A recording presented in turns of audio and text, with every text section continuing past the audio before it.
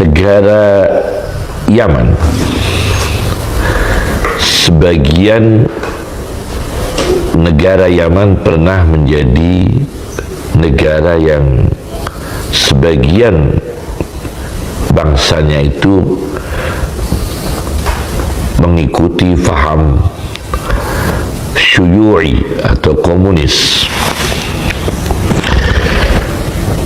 Di antara mereka diisukan sebagian adalah tokoh-tokoh Yaman yang ikut di organisasi komunis Yaman. Misalnya tidak berarti tidak fakta. Misalnya iya, itu individu.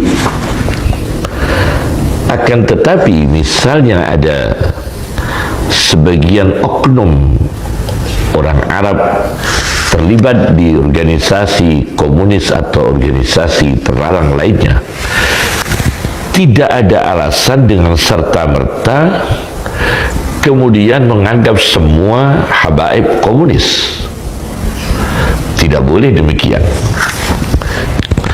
Akan tetapi itu individu apabila itu terjadi.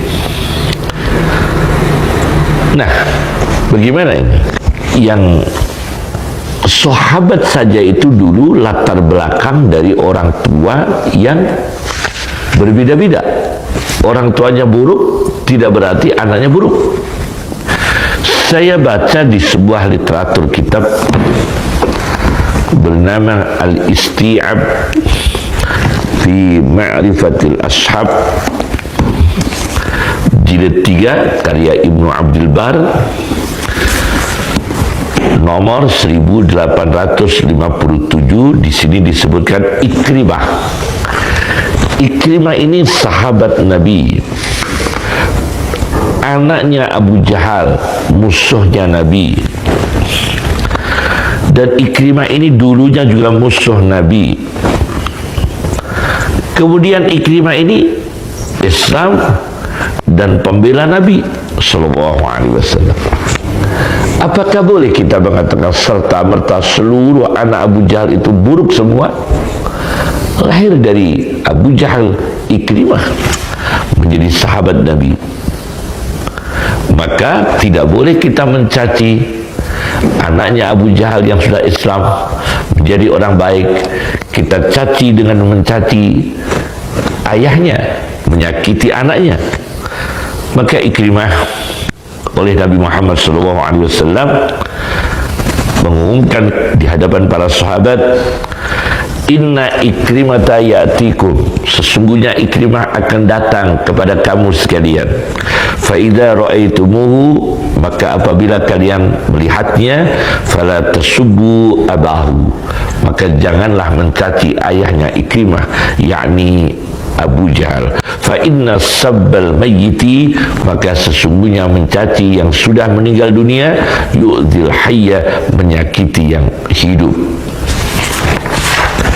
Kemudian di kitab Al-Isti'ab fi Ma'rifatil Ashab karya Ibnu Abdul Bar nomor 3368, Abu Lahab yang disebut dalam Al-Quran Abi Lahab punya putri Durrah binti Abi Lahab. Ini masuk Islam dan menjadi sahabat Nabi yang setia. Beliau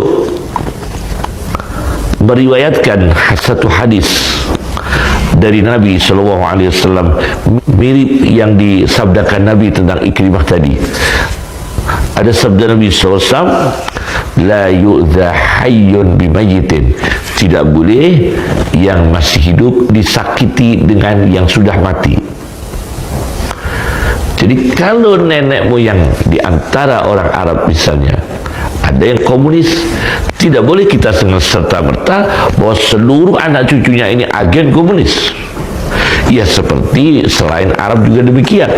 Misalnya bangsa Indonesia, ada sebagian bangsa Indonesia yang ikut komunis, ideologinya komunis, kemudian anaknya menjadi orang baik, bahkan di antara anaknya mungkin ada yang hafal Al-Quran, bahkan di antara anak orang komunis Indonesia ada yang menjadi ulama, mungkin juga bahkan ada yang menjadi ilmuwan yang baik, bahkan ada yang menjadi cendekiawan Muslim. Sangat mungkin. Kita tidak boleh menganggap seluruh anaknya orang komunis di Indonesia ini buruk semua anaknya, karena di antara mereka ada yang di jalan yang benar, ada yang menjadi ulama mungkin, ada yang menjadi intelektual Muslim mungkin, ada yang menjadi pengusaha Muslim mungkin.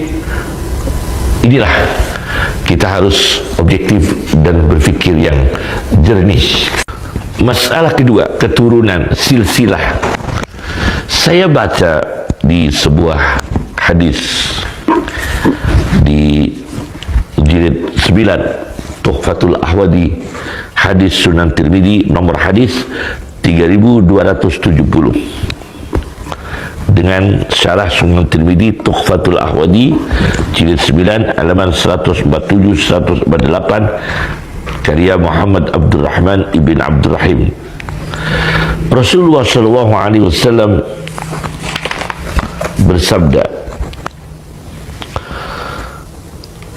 innallaha, lengkapnya, ya ayyuhan nasu, wahai segenap manusia, innallaha qad azhaba ankum ubayyatal jahiliyah, wahai segenap manusia, sesungguhnya Allah sungguh menghilangkan dari kalian kesombongan, kecongkaan, kebanggaan model jahiliyah, wa ta'adumaha, dan merasa agung, merasa besar model jahiliyah, bi'abaiha, membanggakan ayahnya, membanggakan kakeknya, membanggakan buyutnya, buyutnya, canggahnya, silsilahnya. Allah menghilangkan kesombongan itu, tidak boleh ada lagi. Yang penting, fannasu rajulani, manusia itu ada dua macam, laki-laki dua macam. Rajulun barrun taqiyun karimun 'ala Allah, laki-laki atau manusia baik, takwa, mulia di sisi Allah. Wa fajirun syaqiyun hayyinun 'ala Allah, durhaka, sengsara, hina di sisi Allah. Nah, ini jelas, tidak boleh membanggakan diri. Bukan hanya orang Arab, orang Jawa pun tidak boleh membanggakan nasabnya. Kalau orang Arab tidak boleh bangga nasab, membanggakan silsilahnya, kita orang Jawa pun tidak boleh sama. Orang Arab, baik habaib atau bukan habaib, jangan menyombongkan nasabnya, jangan menyombongkan silsilahnya. Arab, habaib atau bukan habaib, kita bangsa Indonesia, kita suku Jawa, kita suku Madura, kita suku lainnya, tidak boleh kita menyombongkan kesukuan kita, menyombongkan bangga diri, apalagi dengan menyakiti yang lain. Tidak boleh sama. Menyombongkan silsilah kita, kita keturunan Eyang siapa, kita keturunan Sunan siapa, kita keturunan Habib siapa, sama-sama tidak boleh menyombongkan diri, membanggakan diri. Itu larangan Nabi Muhammad SAW. Bukan hanya habaib, bukan hanya orang Nusantara.